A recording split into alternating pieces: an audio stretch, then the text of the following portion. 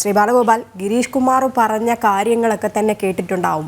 ആശങ്കകളാണ് എല്ലാ വർഷവും, കഴിഞ്ഞ കുറേ കാലങ്ങളായിട്ട് അവർക്ക് ആശങ്കകളാണ്. കാരണം ഈ പൂരം നടത്തിപ്പിന് മുന്നോടിയായിട്ട് ചർച്ചകളിൽ പങ്കെടുക്കണം, ഈ കോടതികളിലൊക്കെ തന്നെ കയറി ഇറങ്ങണം, അത്തരത്തിലുള്ള നടപടിക്രമങ്ങളാണ് നടക്കുന്നത്. അതിനൊരു ശാശ്വത പരിഹാരം ഉണ്ടാകണം, ഈ ഉദ്യോഗസ്ഥരുടെ ഇടപെടലുകൾ കുറയ്ക്കണം.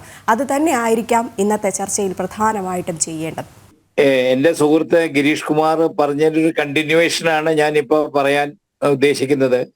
ഇത് കഴിഞ്ഞ വർഷം ഏറ്റവും വിരോധാഭാസമായി തോന്നുന്നത്, അതായത് എവിടെയെല്ലാം വേക്കൻറ്റ് സ്പേസ് കൊണ്ട് ആൾക്കാർക്ക് നിൽക്കാൻ പറ്റുന്നുവോ അവിടെയെല്ലാം അവരെ ബാരിക്കേഡ് കെട്ടുകയായിരുന്നു.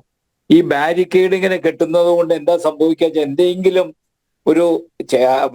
ആന ഓടുകയോ അല്ലെങ്കിൽ വേറെ വെടിക്കെട്ടിൽ എന്തെങ്കിലും അപകടങ്ങളൊക്കെ സംഭവിക്കുകയാണെങ്കിൽ ആൾക്കാർക്ക് ഒഴിഞ്ഞു മാറാൻ പറ്റുന്ന ഒരു സ്ഥിതിവിശേഷമായിരുന്നില്ല.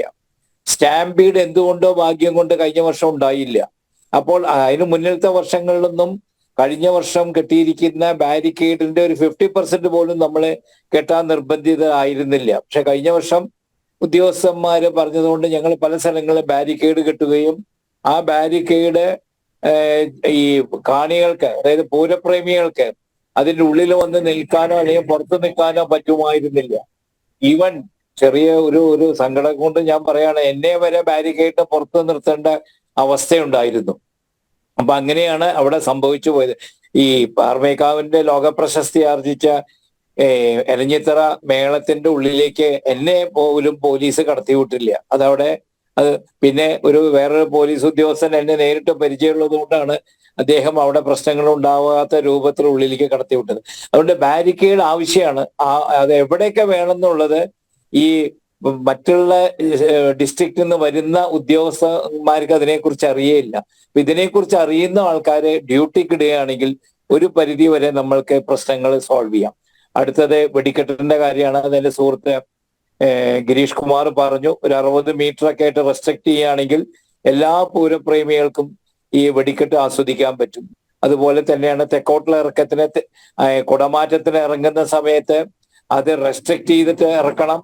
അതായത് ഇതിന്റെ ഭാരവാഹികളെയും ഇതിന്റെ കമ്മിറ്റി മെമ്പർമാരെയും ആദ്യമായിട്ട് അതിന്റെ ഉള്ളിൽ പുറത്തേക്ക് വിടണം. എന്നാൽ മാത്രമേ അവിടെ കുടമാറ്റം അത് സ്മൂത്ത് ആയിട്ട് നമുക്ക് നടത്താൻ പറ്റുകയുള്ളൂ. അതല്ലാതെ കുറച്ച് ആൾക്കാരെ തടഞ്ഞു നിർത്തി ആനയെ മാത്രം അവിടെയൊക്കെ കയറ്റി വിടുകയാണെങ്കിൽ, ഓർഗനൈസേഴ്സ് അവിടെ ഇല്ലെങ്കിൽ ഒരു കാരണവശാലും ഈ കുടമാറ്റം നടത്താൻ പറ്റുകയില്ല. പക്ഷെ ഒരു നല്ല 2 കാര്യങ്ങൾ പറയാം. കഴിഞ്ഞ വർഷം 2024 ഞങ്ങൾക്ക് ബഹുമാനപ്പെട്ട കളക്ടർ, അന്നത്തെ കളക്ടറും ബഹുമാനപ്പെട്ട മന്ത്രിയും നേതൃത്വം നൽകി ഞങ്ങൾക്ക് മറ്റേ മുനിസിപ്പൽ ഓഫീസറോട് ഞങ്ങൾക്ക് ക്ലിയർ ചെയ്തു തന്നു. അത് വലിയൊരു കാര്യമായിരുന്നു.